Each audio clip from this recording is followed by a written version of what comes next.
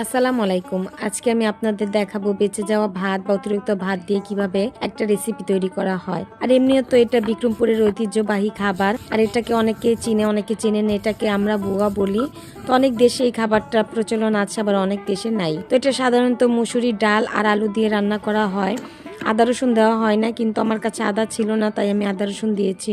আমি দুই দিক দিয়ে রান্না করছি, ঘরের বাইরেও রান্না করছিলাম আর আমি ঘরের ভিতরে ভর্তা আইটেম করছিলাম। তো আজকে আমি দুই পদের ভর্তা বানাবো, সেটা হচ্ছে শুটকির ভর্তা আর কালিজিরা ভর্তা। আর আমি আমার বাগান থেকে ধনেপাতা নিয়ে আসছিলাম। তো আমরা এখানে কালিজিরা ভর্তা আর শুটকি ভর্তার জন্য সবকিছু সুন্দরভাবে আগে গুছিয়ে নিয়েছি। কালিজিরা ভর্তা করতে আমি এই জায়গায় রসুন আর শুকনা মরিচ আর ধনেপাতা আগে টেলে নিয়েছিলাম। তারপর আমি সেই কড়াইতে আমি শুটকি টেলে নিয়েছি।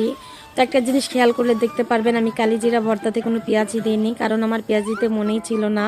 তো আমি তখন পেঁয়াজি কাটিনি। তারপর শুটকির ভর্তা করার পর আমার মনে পড়লো আর আমি তো পেঁয়াজি দিইনি। তারপর আমি আবার পেঁয়াজ দিয়ে ভর্তাটা করলাম। তারপর পাটা পোতায় আমি কিছুটা বোয়া নিয়ে সেই বোয়াগুলি খেলাম।